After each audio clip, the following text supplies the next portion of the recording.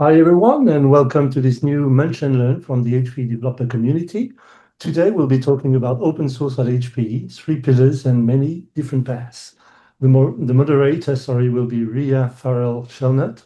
She's a compliance manager for the open source program office at HPE. And the panelists will be consisting of Alvin Castro from HPE Networking, Automation TME Solution Team Manager, but you probably already know Alvin as he's been talking several times on our channels already. There will be Dr. Andrew Shao from HPE Labs, HPC and AI research scientist and developer. Shaun Tancheff, and I'm sorry if I'm misspelling your names because I'm not used to all of you, from HPE Storage, and he's a storage engineer. Before we start the session, I would like to go through some housekeeping items as usual. So you know that the developer community is all about skilling up the members of the community through different means.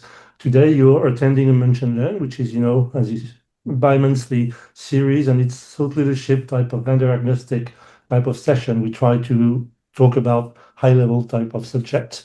There is no programmed or planned session yet or no subject defined for next month, for May 2026. But we'll find something, don't worry. In terms of meetup, we know that whoops, sorry about this. Meetups allows us to go to more in-depth and I would say down to the bone type of trainings or sessions. And next month, we'll be addressing once more some session held by Aruba team, Aruba automation team, and we'll be talking about network operations spotlight with PyCentral V2. And the speaker will be Colin Koss, one of Alvin colleagues, I suppose.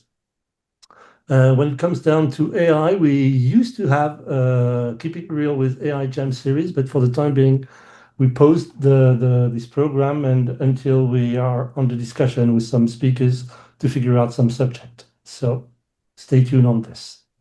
There are more opportunity to skill up in the community. There are some workshops on demand, so allowing you to, I would say, learn about new technologies, throughout some Jupyter notebooks type of approach. So there are 10 workshops in the catalog right now. Give it a try and provide feedback. Also, as a community, we need you to, contribute, amplify what we can do. So, we can invite some customers to our event and our talks. You can invite some colleagues as well. You can sign up for our newsletter in which you will learn on a monthly basis the latest and greatest of the community in terms of blog events and workshops and so on and so forth. If you need some support, you can also contact us on Slack. There are experts like Alvin and many others who are very happy to answer some of your tricky questions around different, I would say, dev-related subjects. You can follow us on X if you want. And if you're an SME, we'll be very, very happy to welcome you on board and providing you the possibility to write some blog, to participate to some meetups or Munch and Learn, or to build some content around workshops on demand if you wanted to. All the links hopefully have been copied or pasted in the chat by my colleague Mathieu Losmed right now. So you know that there is a Q&A in this session that you can use. The session will be held by Ria mainly. There will be a Q&A at the end live. Okay, so we'll reserve like 10-15 minutes after the session to allow you to speak up and ask all the questions that you would like to have, you might have. As a summary, this is this only very little slide that you need to know about. It contains all you need to know about the developer community in terms of linking and reaching out to us. With that being said, I think we'll be starting, and the very first thing that we need to know is actually the first poll. So let me see. Can you see? Oh, unfortunately, this is the wrong one. So I would like to stop this one and have the first one, which is this one, I believe. Okay. So are you aware of HPE engagement in open source? Okay, it's a single choice. Please, take a few seconds to answer the questions. Okay. So as you can see my screen, Ria? Yeah, I suppose so. So you will see that you are aware and you contribute to HPE Engage project. You're aware you're using but not contributing. You're aware but not using nor contributing, or you didn't realize so, and you're here to learn. So far, I mean, we have 5% who are aware, 32% who are aware using but not contributing, 44% that are aware but not using nor contributing, and 16% who actually didn't realize, and they're very happy to learn more. So I think we've got probably enough results, 60, 70% of participation.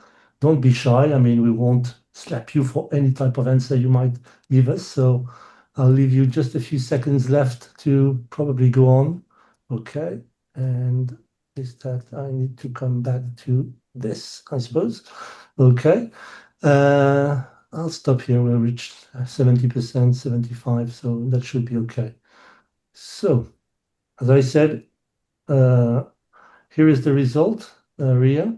So 6% aware, 32% aware and using but not contributing, 35% aware but not using nor contributing, and 26% I did not realize, and so I'm here to learn. Okay. With that being said, I'll be stopping the sharing and hand it over to you. Ria. Those are some great results, and hopefully we'll change some of those numbers into more awareness and more contributions over time. Okay. So do you want to take over sharing, or do you want me to keep on with the slides? Because I can do so as well, unless you change the... It's not letting me share at the moment. It's saying Okay. you're still sharing. So go ahead. I stop the sharing.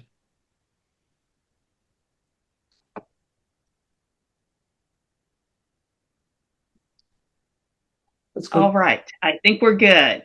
Yep.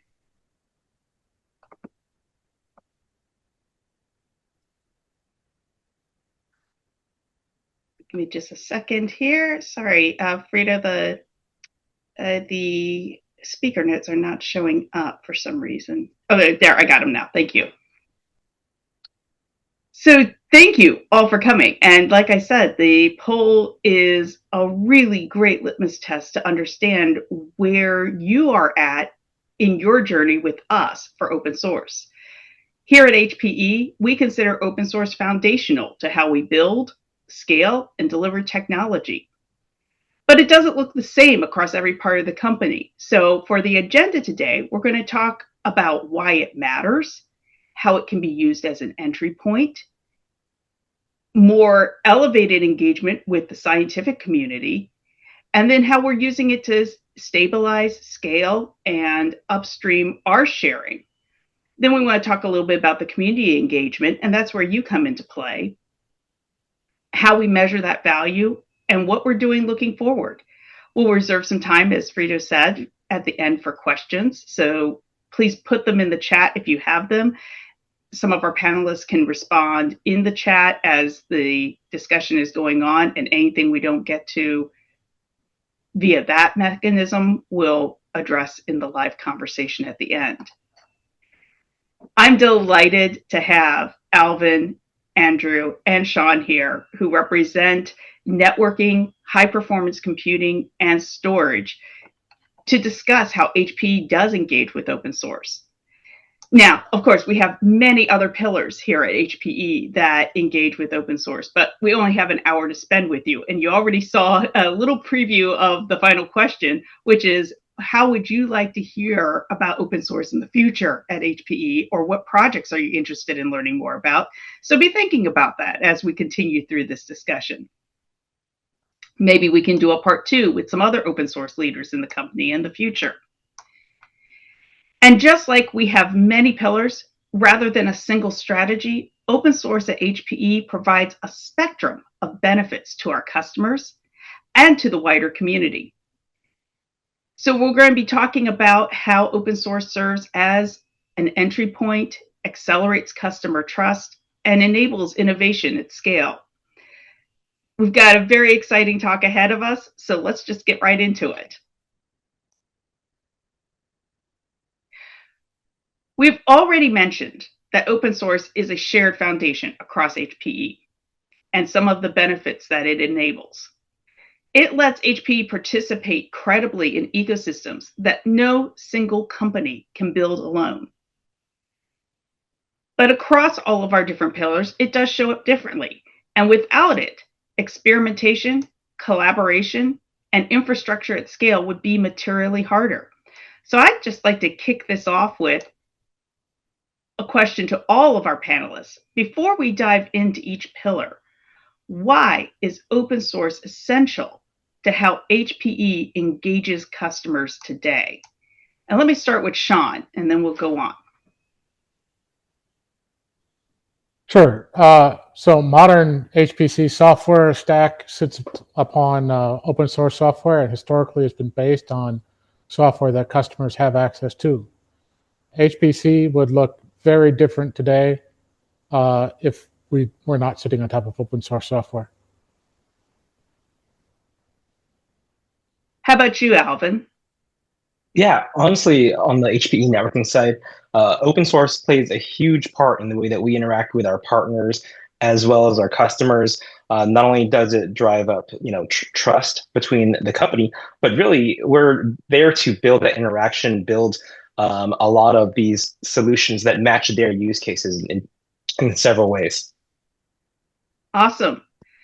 And Andrew, what do you think would be materially harder if open source didn't exist in your sphere? So, especially in my domain, which focuses really on the scientific efforts and applications and engineering efforts, one of the huge things is just understanding what's going on under the hood. I think as scientists and engineers, one of the things we hate the most in the world is a black box. So just even being able to see underneath the hood and be like, oh, how are they actually doing this? Because you can read a scientific paper, you can read the manual for a piece of software, but in order to really gain that trust, it's really helpful to see what is actually being done when you're doing this computation or when you're running the simulation or what this analysis script is actually doing. And it helps you even just like get those ideas into your own brain to understand how you would implement it differently, or if it's doing it what you expect it to do, or how you can improve upon it. So it really is that really key tool to start understanding innovation, but then also creating innovation yourself. I'm definitely hearing themes of trust here, as well as you're working on some really hard problems, and being able to leverage community and sharing and being able to see how things are built really lets you stand on the shoulders of giants to keep progressing things forward. So let's talk a little bit about open source as an entry point. Alvin, this is an area that I think is really key to you, because in HPE networking, you're using open source SDKs and APIs to add value to customers and help them onboard. How does that work? Yeah, so at HPE Networking, as I mentioned, customers, partners, and potential customers, they want to use code they trust, and they come from that come from trusted sources, correct? Additionally, a lot of these customers have sort of their use cases that involve third-party integrations, their own tools. They want that type of building interaction. And so HPE Networking provides a public developer hub to help people get started. Plus, we have our public GitHub repositories. There's an Aruba one, we have a Juniper and a Mist one as well. They all have several different projects and capabilities that we've molded for their use cases. For APIs, HPE publishes guides as well as API reference guides and how to use Postman, such as our previous dev meetup, right? All of that is public in our GitHub as well as the Postman repositories as well as on our developer hub. If something's missing, we welcome those suggestions. We want to harness the community aspect and really engage with our customers. So if you have useful code that you want to contribute via our code exchange, they can reach out and we can help popularize it. We can help get that out there. Some of our workflows and use cases on our recent developer meetup for Central, as well as the one we have coming up, also came through feedback and contributions from our customers. So we encourage building this interaction with our community because it's pivotal in enabling all of our customers and carrying them along that path towards that self-driving network. That's fantastic. And with regard to all the GitHub repos you have, I think it lets customers also do some experimentation as well, right? Yeah, exactly. That way, they can not only view and see the code as well as our commit histories, but that's also where they can engage and file issues if they find bugs, or merge their own pull requests, or even do their forks, right? So we've got these public GitHubs. Like I mentioned, we have the Aruba one that I help manage, and there's a Juniper and a Mist one. And so they are a little platform specific, but they're all available there. And we've got that information to really help anyone get started. And if there's anything that we're missing, anything that you have suggestions on, how to improve and write on some of those guides, we have that engagement. We have that kind of open collaboration capability to really allow the community to contribute to us, as well as on our code exchange, right? So then they can reach out to us and we can basically help make that happen. Yeah. What kind of things are on the code exchange? Glad you asked. The code exchange itself has not only highlights of our SDKs for our platforms, like for the AOS CX switches, our central, excuse me, our central SDKs, but we also have workflows and visualizers, like example dashboards that customers can basically use. On the GitHub, they also have them in Dockerized containers. So there are links to not only our GitHubs, but also highlight some of our partners and customers' GitHubs, and they're even shown and filtered in that fashion too. Oh. Yes, thank you. Sorry, I didn't realize I had been muted by you. It's okay. Should I bring up the poll? Oh, that sounds great. Okay, here we go. So I suppose that's the right one, hopefully. How important is open source to you in the development and use of HPE product and services? Okay, so from very important, important, not important, not relevant. So according to what I can see now, it's either very important or important. Okay, so we got only 50% of the people responding, so I'll be waiting just a few seconds more to get the result final, and I'll share them with you. Oops. Yep, correct. That's fine, yeah. Okay, 55%. Okay, some more people to answer, please, and then I'll be ending up the poll in 5, 4, 3, 2, 1 second. Okay, here you go. So as you can see, answering the question, it's 55% or 54% very important and 46% important. Okay, so that gives you some good numbers on how important is open source to the people in the development and use of HPE products and solutions. I'll stop sharing. I'm so glad to hear that. I think that's incredibly important to make sure that we are responding to your needs and your interests, and making sure that we're helping develop that trust that Alvin talked about with regard to putting some of our things out on GitHub so that you can learn how to interact with some of our products and services, as well as just develop a better understanding and an ease of use around them as well. So I didn't ask Andrew and Shaun whether or not you see a similar entry point, even though your domains are a little different, given that you're in the HPC area. How about Andrew first? Do you see an entry point available based on putting your specific projects out on GitHub and engaging with the community?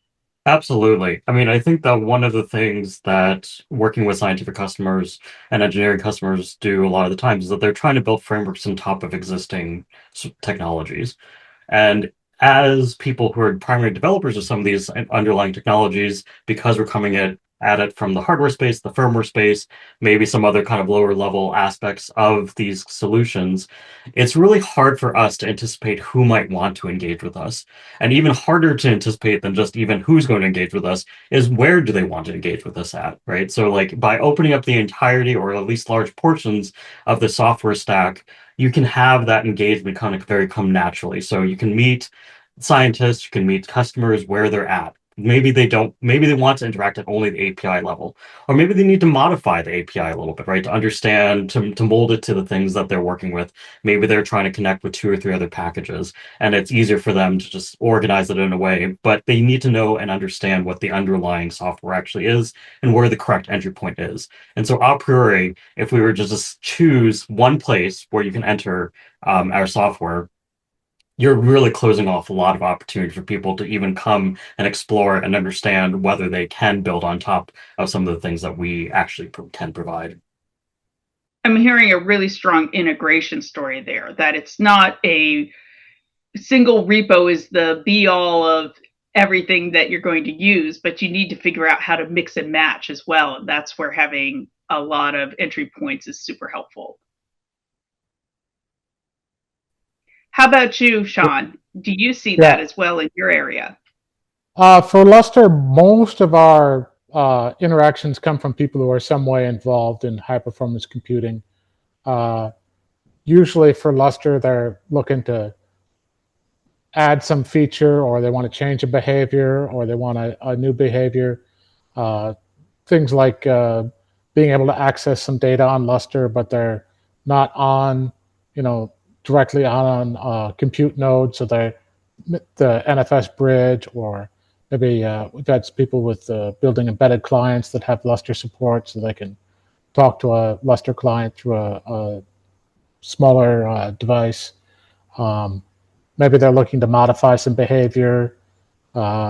Maybe they're looking for encryption, erasure coding.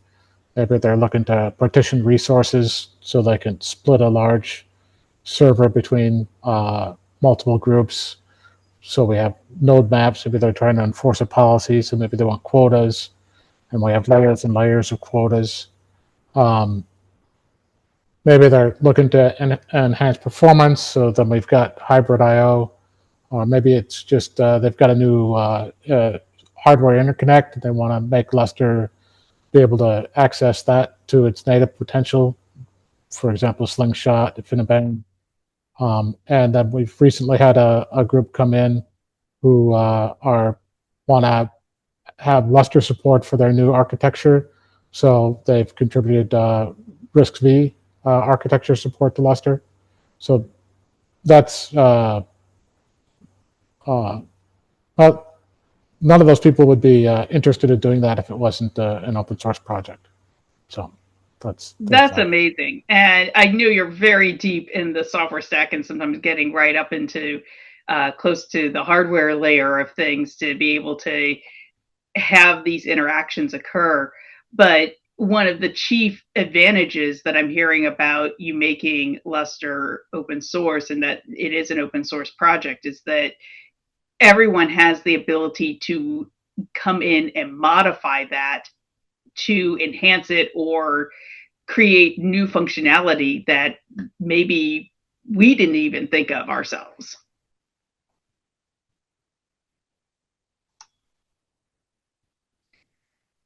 So that's a good place to jump into scientific engagement. And Andrew, I know this is an area that's really near and dear to your heart. You work on the Dragon HPC project. So maybe give everyone a 30-second overview of what that consists of, and then talk about how this helps and how the open source community helps engage that scientific process.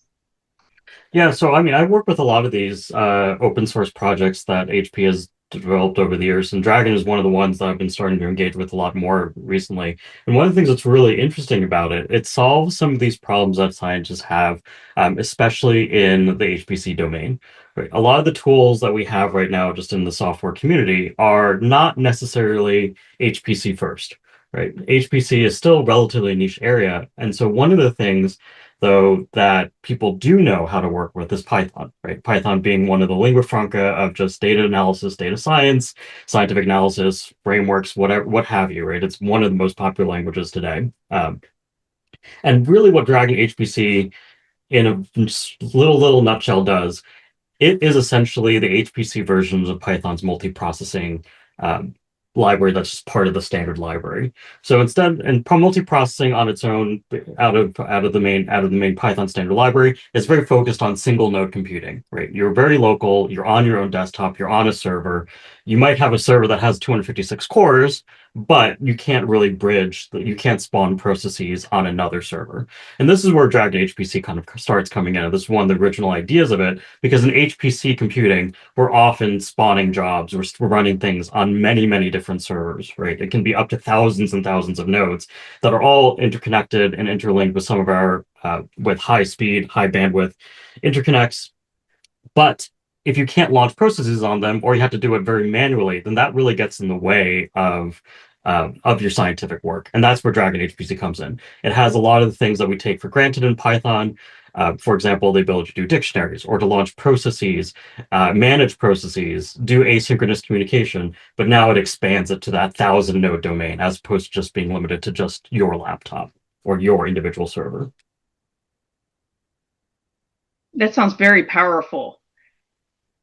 What's the easiest point of entry for people to get involved with Dragon HPC? Is it through the API? Is it through just building apps? Or where do you see people first entering into Dragon HPC as an open source project? So this is one of the things that we're actually really exploring, because I think we've been trying to understand, and the Dragon team has been trying to understand how far up the software stack should we go. And one of the things I think that we've really realized is that there's a lot of creativity and a lot of energy that a lot of the scientific labs are actually putting in to build some frameworks. What they're missing, though, is an underlying infrastructure layer, right? Of doing things like Dragon is able to do. So this process launching across multiple nodes, right? And being able to do this at scale. That's not something that a scientific lab should have responsibility over. Their focus is really on the application side of it. So that's where the point of engagement that we're really kind of seeing here is the ability for people to come to Dragon and say, like, oh, you have this particular capability. You have a dictionary that we can use as a key value store, but hey, it's performant and it works over all of our high performance interconnects. Or this ability to manage processes across nodes and do this very granular resource placement. That's another key area where we make it easy for them, right? The Dragon project makes it easy for them. They're not having to kind of fight with different technologies or understand how to go down to the nitty-gritty of working with this particular scheduler or whatnot. This is capability that Dragon can can help just make it a lot easier for people to do the work that they actually want to do without having to go even further down into the stack. I think that's one of the best value adds you can have for any project, because a lot of the time when you're trying to solve a problem, you just want the tooling to work and you want it to be easy because you want your brain energy to go towards solving the problem you're trying to solve. And having something that lets you interact with the tools or with the high performance aspects of managing all of those cores or managing all of those processes, that seems like gold in a can. Yeah, absolutely. Yeah. Now, one of the other things we've talked about in the past is the need to support the scientific community and the research communities, and how this helps develop even more credibility. We touched on that a little bit earlier, but do you want to delve into a little bit about how having Dragon HPC in the open helps earn that credibility for scientists to trust that they can use this in solving those big, hard problems? Sure, absolutely. And I'll actually expand it out just beyond even Dragon, right? And I know that another really big project that we've had has been going on at HP and has been talked at this Munch and Learn before is also things like the Chapel project, which is a parallel first HPC aware programming language. And very much in the same way as Dragon, right? These are things that the scientific community needs to be able to do. As data gets bigger, as simulations get bigger, as computers get bigger, there is this need where we can't just rely on the programming practices or the existing libraries that just that are that are in the current community. And so by having the scientists come to us, we have customers who are asking us for these things and say like, hey, we have a solution for this. And so even in the pre-sales part motions, or even just when we're talking with people in the domain, so computational fluid dynamics, weather and climate, molecular dynamics, even just saying that, hey, look, we've worked with people in your domain before because they've come to us with this need, with this ask, and we've been able to show we can make this part of it easier for you. We can kind of do that, expand that gray area a little bit. So we're not hard and fast silos of we're only hardware, we're only software, we're not domain, we're not engineering. And we can kind of blur that line a little bit. And then one, engage with the customer a little more deeply, but then two, also help translate some of these learnings across domains too. So it's a really excellent way of just breaking down silos intellectually across communities, across like customer to vendor. It's a really, really powerful way to engage with all sorts of people. That's really cool. And I'm so glad you mentioned the Chapel project as well. For those who don't know, Chapel was recently accepted into the High Performance Software Foundation under the Linux Foundation. So it's a really exciting move for that particular project. And I know that they would love to have more people engage with that as well. And they just released version 2.8. Yeah. That's true. So check that out. Let's switch gears over to your project, Shaun. So you work on the Lustre project, and I know you mentioned it earlier, but maybe just give a quick elevator pitch on what Lustre is trying to solve, and then we can get into some of the value add that you're providing the community through this project. Sure. High performance compute needs storage, and Lustre has been the dominant choice for some time. Many customers have Lustre expertise, and that's the known solution that they want. And Lustre is the storage option that can provide the performance that a supercomputer needs. So you're working on porting Lustre into new Linux kernels as well, and I'm sure that keeps you super busy because the kernel's constantly changing, and you've got to make Lustre conform to all these coding standards. But it plays a very different role than the SDKs that Alvin is focused on, and it's different than research frameworks like Dragon HPC. So how are you using open source to help Lustre give stability and scale to customers and still engage with the community as a whole? Yeah, so part of working with the community is to be a good citizen, which means reviewing code, keeping development moving forward. So doing reviews helps fellow developers and protects the value of Lustre by correcting things early, catching bugs. Keeping Lustre up to date with respect to the kernel helps ensure Lustre works with the latest distros, updates as they continue to move forward and pull in new kernel patches. And it also helps upstream work towards its goal of getting Lustre back into the Linux kernel mainline.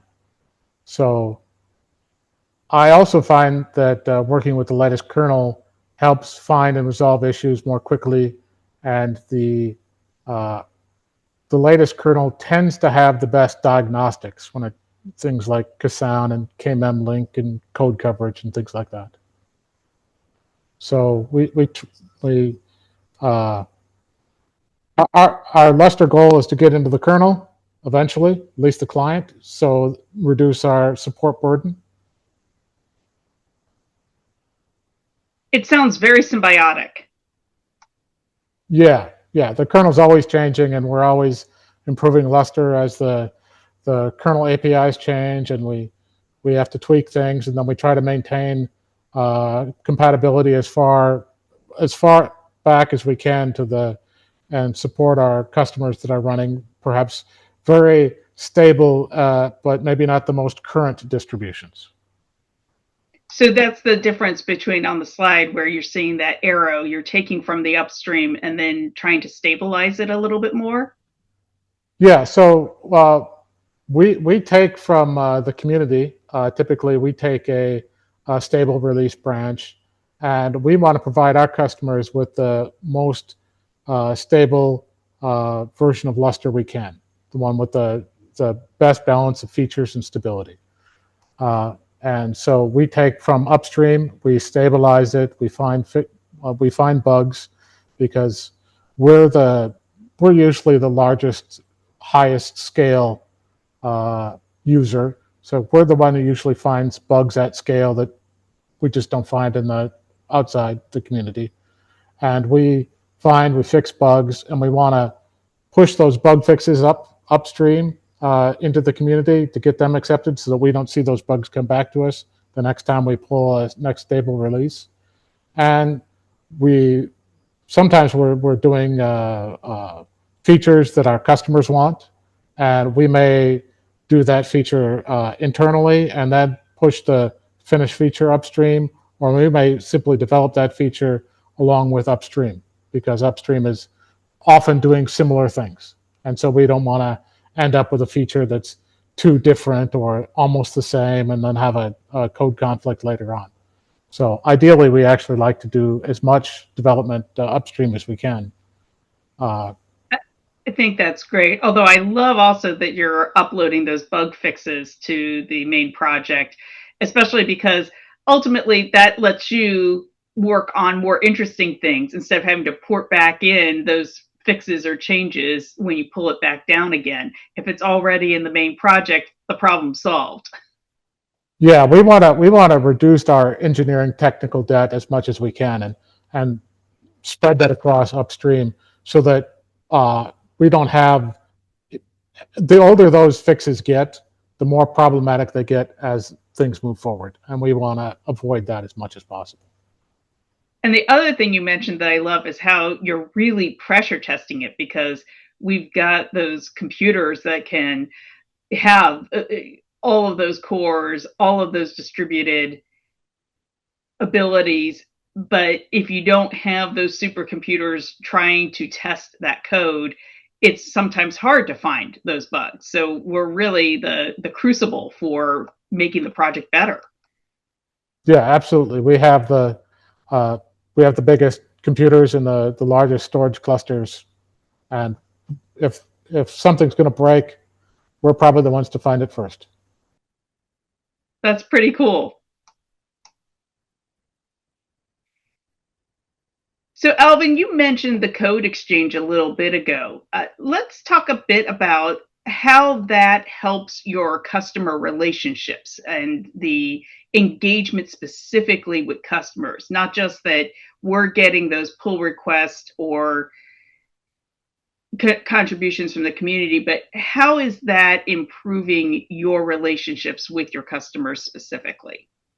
Of course, like I said, we have a lot of different repositories. We have a lot of different code, but we also want to highlight the code that our customers have developed and put on their repositories as well.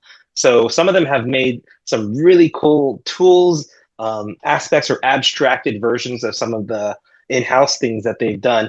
And we want to share that with others. And in many cases, what they've created also matches a use case or solves a problem that another customer has had. And that also builds up that relationship, that kind of builds up that connection, such as if I meet that partner or customer at a trade show, they can recognize each other sometimes from their usernames and such. So it's all about building not only our kind of code base out there, but it's more about building that community, building that engagement with not us and each other, right? With our partners and customers. It's your own networking club. Yeah, exactly. Fantastic.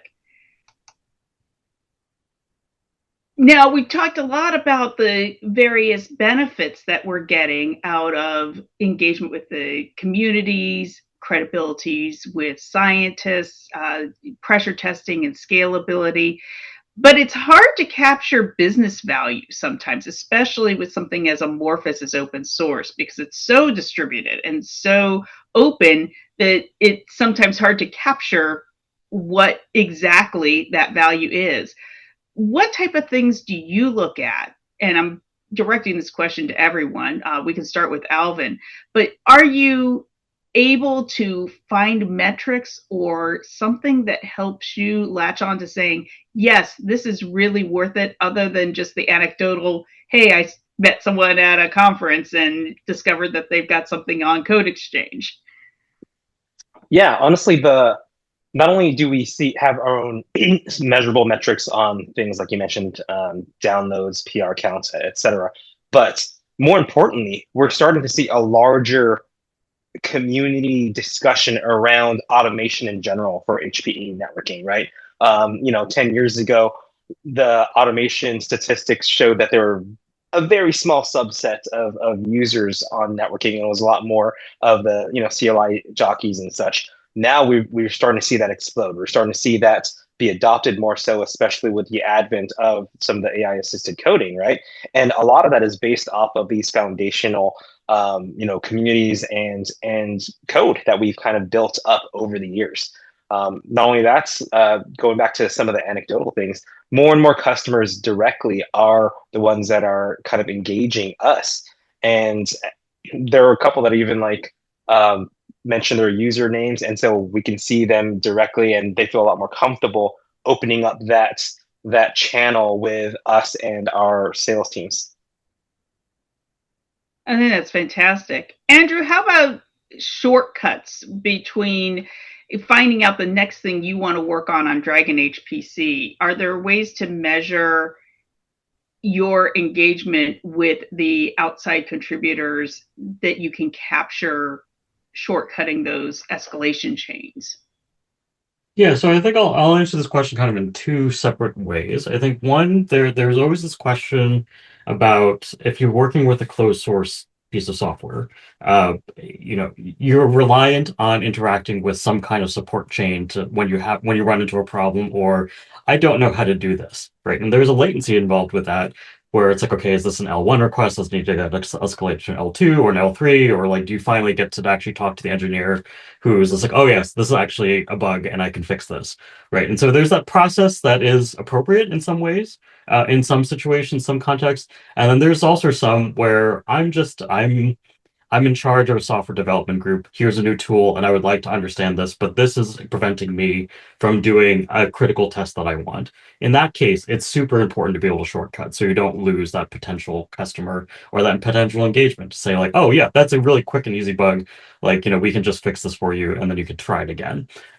And we've had many examples of this where it's like, oh, this worked on 100 nodes, but it didn't work once you pushed it to like 2,000. Why is that the case? And we can just shortcut that really quickly, and there's a direct line engineer to engineer.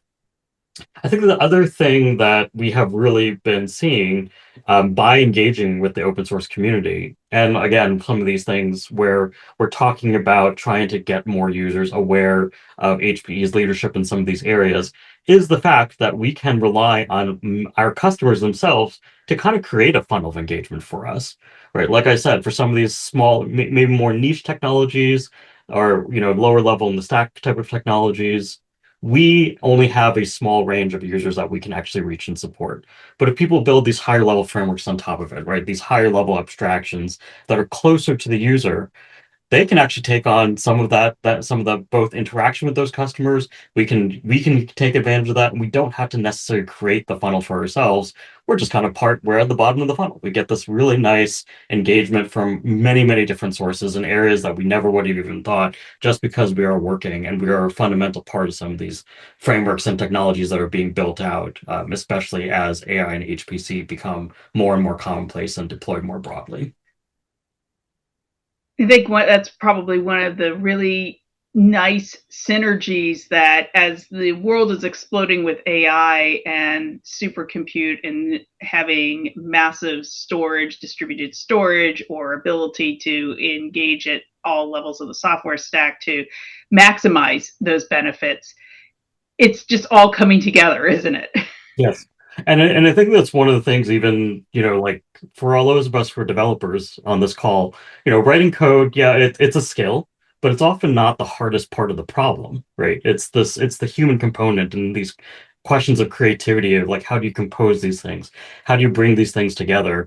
Like, when should we bring these things together? That's really the key thing that so far AI it can interpolate, but it can't extrapolate very well. And this is the area where I think that open source is so crucial. And I think we see this just in the AI domain itself, where huge amounts of the software stack are completely open in ways that they wouldn't have been elsewhere. And the reason for that, because overall it's driving innovation, it's driving productivity, it's driving uptake and engagement. That's awesome. I love it. So one of the things that I think we're all invested in is just making open source more discoverable, more connected across all the different pillars, and easier to engage with. But sometimes we're so busy doing the work that we do less of showing the way. So in order to better engage with you, we're trying to provide better signposts in our main GitHub repo to help you find where we are engaging in open source, from networking to high performance computing to hybrid cloud, and even our specific HPE-led and our engaged open source projects like Dragon HPC and the Lustre project in that final column. We'd love to hear from you about what resonated with you in this presentation, what you would be interested in learning more about. I want to thank all of our panelists, Alvin, Andrew, and Shaun, for sharing their perspectives, because I think it's really interesting to hear from the developers who are right there in the guts of dealing with all of these open source innovations and figuring out how to bridge gaps that exist otherwise in the ecosystem. So at this point, Frito, happy to turn it over to do some Q&A. And you want me to bring up the poll? The one that sounds like a great next stage. Did you learn something about open source at HPE today? Do you want to start with this one? I think that's perfect. Okay, so let's bring this poll. Okay, so for the time being, it's a massive yes, and would like to see this area featured in future mention learns. So that's a good use of our time, I would say. Okay, I will leave people with a few more seconds. In the meantime, there was one question regarding Dragon HPC that was in the Q&A, and it was a simple whether there was a team or a Slack channel available for Dragon HPC. And so I would suppose that Andrew would know the answer, and if he can answer it live, then it's up to you. So there is one. If you just actually look, there's a Slack workspace for it. So I'll post it in the chat, but if you also search Dragon HPC, you'll get to the website, and there's a link to join the Slack there. And that's actually a public facing one. So if you're an internal user or an external user, you'll be able to see all the chatter about the things that we're doing in that space there. But I will post it in the chat. Okay, thanks a lot. And here are the results of your question, Ria. So did you learn something new about open source at HPE today? Yes, and would like to see this area featured in future mention learns. So 89%. And yes, but not this area is not relevant to me, 11%, and the rest, no. So you got a good that's a great response. Well, that leads into the next question. So we want to hear from you about what other areas of open source you're interested in hearing about from HPE, and where we can help you bridge those gaps that exist in either gluing your systems together, advancing your systems, or engaging in these larger projects like the Lustre project, where it's a whole community. HPE is very involved in Lustre, but we're not the only ones engaged in that project. So if there are things with distributed storage and dealing with storage for supercomputers that you're interested in, I also encourage you to look into joining that project as well. Exactly. So the poll is up. Normally people should have the possibility to have free text answers, but nobody is participating yet. So I don't know whether if they are answering in the chat, or I didn't look, or whether they are doing this in the. Okay, one answered for now, but still have many. Well, we'll give people a few minutes to and do that, but we are able to do Q&A at this stage, so happy to take some of these questions and get the specifics that you'd like to learn more about in live conversation as well. Indeed.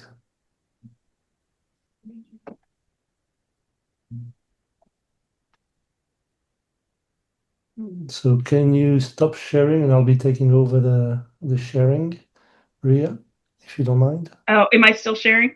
I think you are indeed, yeah. Okay, so I just need to find out where is the share button again, because I I have so think you can many. just take it over because it's There not letting me stop. we go. So just give me a sec. Here we go. Oops. Share, and I want to share this one. Share. And for the other panelists, if you want to drop links in for your specific projects into the Q&A so others can see those too, that would be awesome. Yeah, It looks like you're sharing now, Frito. Yeah, I am indeed.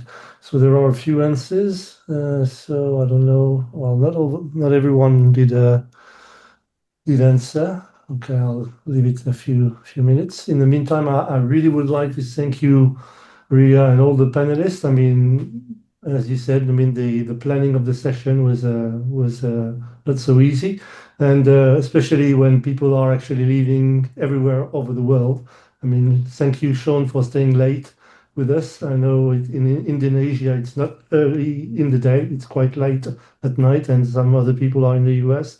I'm in France, so we're coming from everywhere, but thanks for staying with us. That's really appreciated. There will be some other meetups and Munch and Learn, so please stay tuned with all the relevant, I would say, tables that we have on our web portal. So if you go on the Skill Up section, you will see that for Munch and Learn and meetups, we keep an up-to-date tables of the forthcoming events. And I will stop the last poll and share the result with you. Here we go. I think the most difficult part of arranging this, aside from coordinating the time zones for all of us, because we're going from Pacific time coast all the way to Indonesia. So that was a little bit of a challenge, but it was also just picking the specific areas that we wanted to feature because there are so many different areas that we play in. And if there are areas that you're interested in learning more about, we would be happy to put a seminar together to let you dive in and learn more about those too. Okay, so let me bring you some comments because the sharing is on the other screen. But anyway, seems like Lust and DAOs are solving similar things. Some sessions on how various open source tooling being contributed by HPE to relate to each other. When should they be used? So some open source projects are very similar, and I think the question is really when to distinguish one from another in their usage, even though, like he was saying, the example of List and DAO. So could you spell out what DAO stands for, Shaun? Maybe you know DAO. Are you talking about Deos? No, D like Dell, A like Andrew, O like oh my, or opera. So it's I don't I must admit that I don't know what the DAO stands for. So I suppose it's seems to be close to what Lust is offering in terms of storage. So I don't know, Shaun, if you can comment on this. Uh, I'm, I'm assuming that Deo is Deos. Oh, Deos, yeah. Sorry, I didn't Yeah. see Okay. the S writing too small. Yeah, Deos is another is a key value store natively, and it has, I believe, a virtual file system. It has a file system front end that is not quite POSIX compliant, although it's trying to get there. I'm not too up on the current status of that, but Okay, but so yeah, the question is really to maybe have a session on how to differentiate one from another and which use case would be more appropriate for one or the other. So that's the first comment. The second one was love to hear more about Drake and HPC and Lustre, actually. Primarily interested in tooling for DevSecOps folks, and maybe provide a use case example for HPC and or enterprise examples. So provide some additional follow-up, content on the different open source project with more practical, use cases and enterprise examples. Like to hear about resources that cover HPE networking as well. So, well, I would say that for the people who are interested in HPE networking, well, stay tuned with the following for the following months because Alvin or one of his colleagues will be presenting a meetup on some automation tooling, so that would be relevant. And the last one was so the use of TGIS in labs environment at HPE. So what I don't know what TJ, so TGIS stands for. T like theater, G like Genesis, I like Iran, and S like soap or whatever. Do you know? I'm not familiar with that either. Okay, so Elvin Hernandez, or maybe you could provide some additional info in the chat or in the Q&A if you want. So TIGIS, I don't know what it Yeah, is. that's a lot of different acronyms. Yeah, indeed. And I cannot know them all, unfortunately. If Anyway, whoever submitted that wants to reach out separately yeah, to the projects directly or to any of the panelists, we can take that offline, of course, and yeah, address whatever specifics you're looking for, as well as maybe even turn that into a future Munch and Learn. yeah. And well, I know you've been doing several polls already, but there is one final, which is the dev community one, which is a good use of your time. And if the level of the technical level was right, and I can see from the already people answering that yes and yes, so that was quite good, I would say. So I will thank you Fantastic. all for this. And as usual, the replay will be made available within a few weeks. Oh, sorry, a few days. So, like probably by the end of the week or early next week. And it will be made available on our web portal, along with the PDF of the presentation that was delivered to you today.